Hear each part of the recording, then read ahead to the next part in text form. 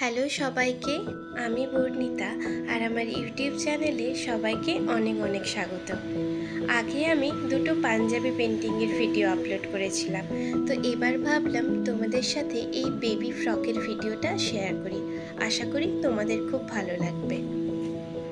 তোমরা সকলেই জানো মেয়েরা সাজগোজ করতে কতটা ভালোবাসে, আর প্রত্যেক মা বাবাই চায় তার মেয়েকে একদম প্রিন্সেসের মতো করে সাজাতে।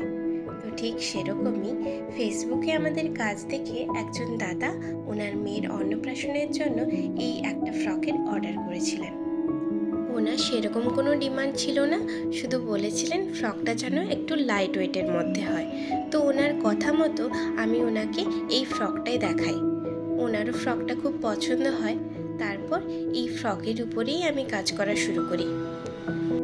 ফ্রকের ডিজাইন নিয়ে তো উনি আমাকে কিছুই বলেননি, বলেছিলেন তোমার পছন্দ মতো যেটা ভালো লাগবে তুমি সেটাই করে দাও। তো যখন কাস্টমার এরকম কথা বলে যে তোমার পছন্দ মতো যে কোনো ডিজাইন করে দাও, তখন কাজটা করতে তো অবশ্যই খুব ভালো লাগে, তবে আমাদের দায়িত্বটাও অনেকটা বেড়ে যায়। কারণ জিনিসটা করলে কেমন লাগবে, কাস্টমারের পছন্দ হবে কিনা, এই সব কিছুই মনের মধ্যে চলতে থাকে।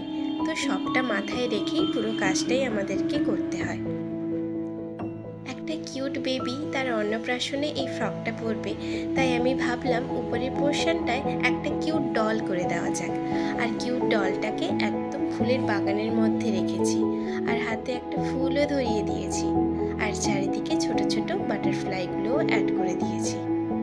এবার দেখো উপরের পোর্শনটা কতটা কালারফুল লাগছে আর কতটা মিষ্টি লাগছে। আর নিচের এই পোর্শনটাতে আমি সাদা রঙের ছোট্ট ছোট্ট ফুল করে দিয়েছি, যাতে জিনিসটা দেখতে আরও ভালো লাগে।